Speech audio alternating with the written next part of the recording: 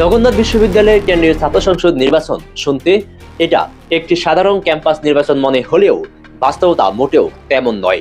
যারা ঘটনাগুলো কাছ থেকে দেখেছে তারা বুঝে গেছে এটা শুধু ছাত্র রাজনীতির লড়াই না, এটা আসলে জাতীয় রাজনীতির একটি রিহার্সাল। অনেকটা যেন নির্বাচনের আগের শেষ ট্রায়াল ম্যাচ। জগন্নাথ বিশ্ববিদ্যালয়ের এই নির্বাচন ঘিরে যে পরিমাণ টাকা, যে পরিমাণ রিসোর্স আর রাজনৈতিক চাপ তৈরি হয়েছে তা বাংলাদেশের অনেক জাতীয় সংসদ নির্বাচনের সঙ্গেও তুলনীয়। ক্যাম্পাসের ভিতরে তথ্য বলছে, বিএনপির ভারপ্রাপ্ত চেয়ারম্যান তারেক রহমান এই নির্বাচনের জন্য যে পরিমাণ টাকা, যে পরিমাণ মনোযোগ এবং শক্তি ব্যয় করছে তা রংপুরের একাধিক সংসদীয় আসনের চেয়েও বেশি। ভারপ্রাপ্ত চেয়ারপারসন তারেক রহমান যখন আমাকে প্রশ্ন হলো, একটি বিশ্ববিদ্যালয়ের নির্বাচন নিয়ে এত আতঙ্ক কেন? কারণটা খুব পরিষ্কার। সাম্প্রতিক বছরগুলোতে বিভিন্ন বিশ্ববিদ্যালয়ে ছাত্র দল প্রত্যাশিত সাফল্য দেখাতে পারেনি। বিপিজিএস, এজিএস সহ বিভিন্ন গুরুত্বপূর্ণ পদে তারা বারবার ব্যর্থ হয়েছে। এই প্রেক্ষাপটে জগন্নাথ বিশ্ববিদ্যালয় ছিল শেষ বড় সুযোগ।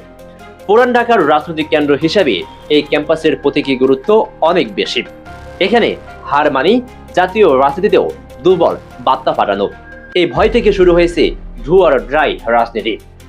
অন্য সংগঠনের প্রার্থী ধার করা, ফানির মতো টাকা খরচ করা, দামি খাবার খাওয়ানো, এমনকি বিদ্রোহী প্রার্থীদের ফোন করে বসিয়ে দেওয়া, কিছুই বাদ রাখা হয়নি। এগুলো আর গোপন নেই, সবই ওপেন সিক্রেট। কিন্তু রাজনীতিতে একটা পুরনো কথা আছে, অতিরিক্ত চেষ্টাই দুর্বলতার লক্ষণ।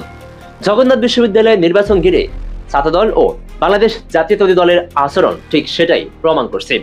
সবচেয়ে বিস্ময়কর বিষয় হলো, ছাত্রদল নিজের নাম ব্যবহার করতে সংকোচ বোধ করছে। নির্বাচনী প্রচারণার সময় স্বতন্ত্র প্রার্থী বা সাধারণ শিক্ষার্থী পরিচয়ে ভোট চেয়েছে। এটা কেন? কারণ তারা জানে গত এক যুগে সাধারণ শিক্ষার্থীদের কাছে ছাত্রদলের ইমেজ ক্ষতিগ্রস্ত হয়েছে, তাই ব্যান্ড লুকিয়ে পণ্য বিক্রির চেষ্টা। অন্যদিকে ইসলামী ছাত্র শিবির একেবারে ভিন্ন কৌশলে মাঠে নেমেছে। কোনো বড় শোডাউন নেই, অতিরিক্ত প্রচারণা নেই। তারা শিক্ষার্থীদের রুমে রুমে গিয়ে কথা বলছে, সমস্যা শুনছে, সাহায্য করছে। এই ওয়েলফেয়ার পলিটিক্সই তাদের শক্তি। এই নির্বাচনের সবচেয়ে আলোচিত এবং উদ্বেগজনক ঘটনা ঘটেছে শিবিরের বিপি প্রার্থীর স্ত্রী মাহিম আক্তারকে নিয়ে।